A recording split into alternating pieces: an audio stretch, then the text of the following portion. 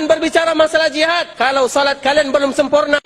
Jangan kalian berbicara masalah jihad kalau wudhu kalian belum sempurna. Jangan kalian berbicara masalah jihad kalau ibadah kalian belum sempurna. Dan inilah yang disebutkan oleh para ulama ahibati fillah. Terutama di akhir zaman yang kita kenal dan yang kita dengar, sebagaimana yang disebutkan jihad kepada pemimpin sendiri. Karena di dalam istilah Islam, di dalam agama kita, tidak ada yang namanya jihad kepada pemimpin. Dengarkan baik-baik, tidak ada yang namanya jihad kepada pemimpin. Jihad itu ahibati fillah kepada orang-orang kufar atas izin pemimpin. Kama takunu yuwalla alaikum. Sebagaimana keadaan kalian, maka seperti itulah pemimpin kalian. Ketika kalian masih curang dalam timbangan, jangan harap pemimpin kalian berlaku adil. Ketika kalian masih memakan riba, jangan harap pemimpin kalian tidak melakukan kezaliman. Ketika kalian masih melakukan maksiat, jangan harap pemimpin kalian akan bersih. Kama takunu yuwalla alaikum. Sebagaimana keadaan kalian, maka seperti itu pula lah keadaan pemimpin kalian. Ada salah seorang laki-laki yang datang kepada Ali bin Abi Talib. Kemudian laki-laki tersebut mengatakan,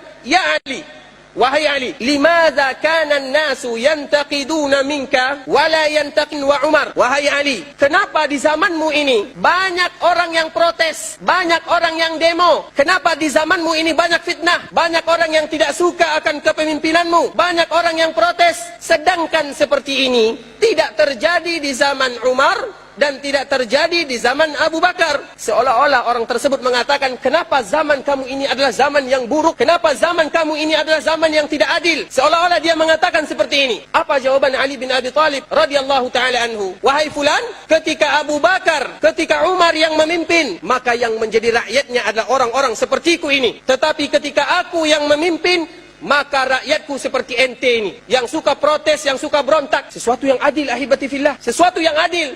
Contoh yang kedua, Abdul Malik bin Marwan, yang dia adalah pemimpin kaum muslimin yang nomor 4 di zaman Al-Umayyah. Banyak orang yang tidak suka kepadanya, banyak orang yang protes kepadanya, dan banyak orang yang demo kepadanya. Dengarkan baik-baik ahibati fillah, karena ini adalah manhaj Ahlus Sunnah wal Jamaah. Pahami baik-baik, dengarkan kisah mereka supaya kita bisa mengambil pelajarannya. Ketika Abdul Malik bin Marwan ini melihat rakyatnya banyak yang protes, yang tidak suka kepadanya, maka dia memerintahkan pasukannya atau bala tentaranya untuk mengumpulkan rakyatnya di daerah Syam. Ketika rakyatnya sudah berkumpul, apa kata Abdul Malik bin Marwan? Ya ma'syarar ra'iyah, ma ansaftumuna turiduna an nasira misla masirati Abi Bakr wa Umar wa la tasiruna misla ra'iyati Abi Bakr wa Umar. Wahai kalian rakyatku, kalian tidak adil kepada kami. Ma ansaftumuna, kalian tidak jujur kepada kami, kalian tidak berlaku adil kepada kami. Kalian menginginkan agar kami menjadi seorang pemimpin yang adil, agar kami menjadi pemimpin seperti Abu Bakar, agar kami menjadi pemimpin seperti Umar. Tetapi kalian tidak mau menjadi rakyat seperti rakyatnya Abu Bakar, tidak mau menjadi rakyat seperti rakyatnya Umar bin Khattab radhiyallahu ta'ala anhum. Makanya harus adil. Ketika kita menginginkan pemimpin yang adil, kita dulu harus adil. Dan Allah maha adil. Sehingga Allah subhanahu wa ta'ala mengatakan dalam surah Al-An'am, wa kadzalika nuwalli ba'dadh dhalimina ba'dhan bima kanu yaksibun. Akan kami timpakan kepada mereka tergantung keadaan mereka. Kalau seandainya mereka adil, akan kami berikan kepada mereka pemimpin yang adil. Kalau seandainya mereka zalim, mereka masih curang dalam timbangan, mereka masih suka sogok menyogok, mereka masih suka menipu, mereka masih suka melakukan maksiat, jangan harap Allah berikan kepada kita pemimpin yang adil, yang bagus. Jangan harap, karena sebagaimana kita rakyatnya, seperti itu pula lah pemimpinnya.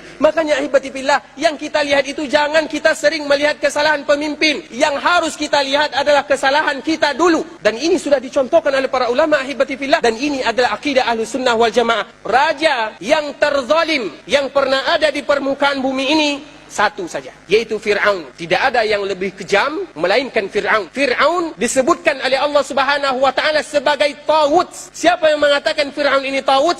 Allah yang mengatakan innahu tagha. Fir'aun itu adalah tawut. Apa yang dilakukan oleh Fir'aun? Membunuh bayi-bayi Bani Israel. Sesuatu yang sangat kejam. Mencincang hidup-hidup orang yang beriman kepada Musa. Itu yang dilakukan oleh Fir'aun. Kemudian apa kata Allah subhanahu wa ta'ala kepada Nabi Musa dan Nabi Harun, kakaknya Musa alaihi wassalatu wassalam? Wahai Musa, wahai Harun, izhaba ila Fir'auna innahu tagha. Wahai Musa, wahai Harun, pergi temui Fir'aun, innahu tagha. Karena dia sudah melampaui batas, karena dia sudah melakukan tawud, karena dia sudah melakukan kejahatan yang begitu besar sehingga digambarkan oleh Allah Subhanahu wa taala dengan taghut.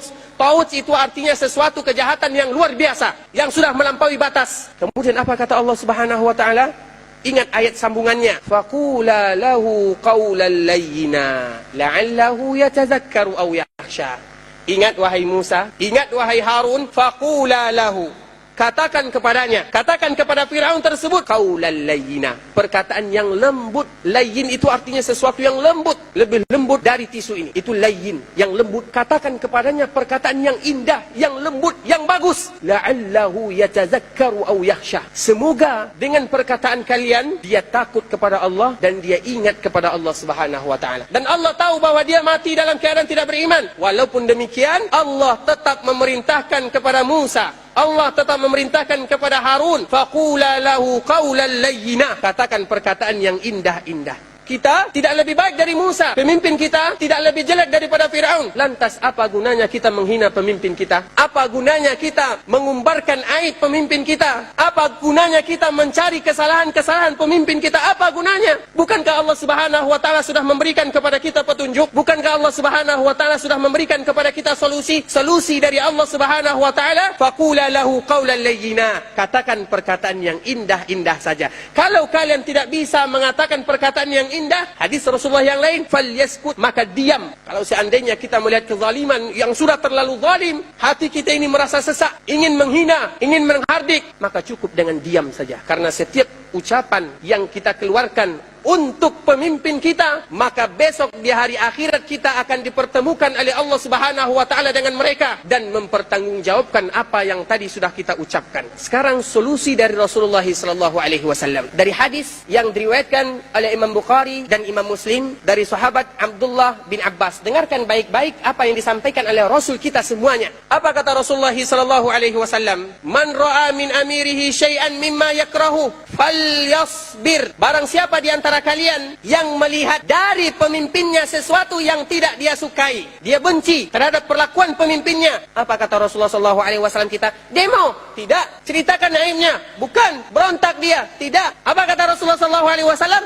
Falyasbir, hendaklah mereka sabar. Kata Rasulullah SAW, tidak seorang pun di antara kalian yang dia tidak suka kepada pemimpinnya, kemudian dia ungkapkan, kemudian dia ceritakan, kemudian dia berlepas diri dari pemimpinnya, kecuali kalau seandainya dia meninggal, mata maitatan jahiliyah, maka dia mati dalam keadaan matinya orang jahiliyah. Jadi kalau pemimpin kita zalim, itu hubungan dia dengan Allah Subhanahu wa taala, dan kita yakin bahwa Allah akan memberikan balasan kepada orang-orang yang zalim. Makanya Imam Ahmad ketika dia merasa terzalimi, dan sudah kita sampaikan, Imam Ahmad itu ahibati fillah, dia diborgol dari Baghdad menuju Syam, perjalanan yang begitu jauh, diletakkan di atas kuda dengan borgol yang berat borgolnya itu sama dengan berat badannya. Kalau seandainya cambuk yang dihadapkan kepada Imam Ahmad dihadapkan kepada unta, maka unta tersebut akan jatuh. Coba bayangkan kuatnya. Tetapi Imam Ahmad dia mengingat hadis Rasulullah sallallahu alaihi wasallam, man ra'a min amirihi syai'un mimma yakrahu falyasbir. Barang siapa yang melihat dari pemimpinnya sesuatu yang dia tidak suka, falyasbir, maka hendaklah mereka bersabar.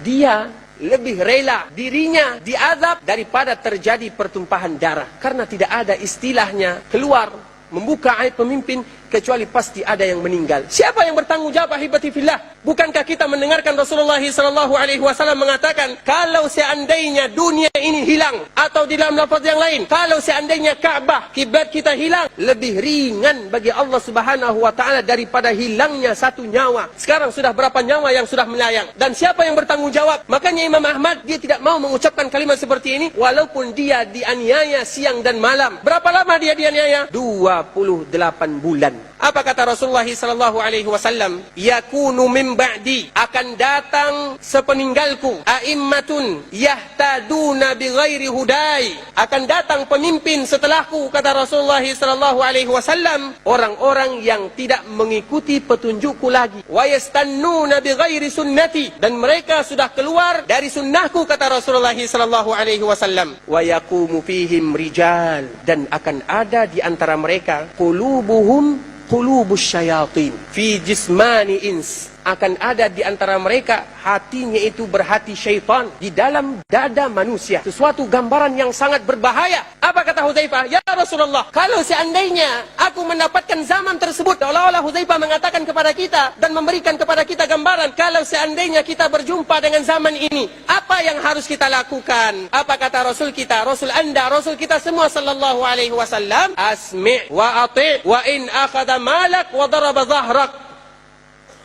Dengarkan mereka, taati mereka, walaupun mereka mengambil hartamu dan memukul punggungmu.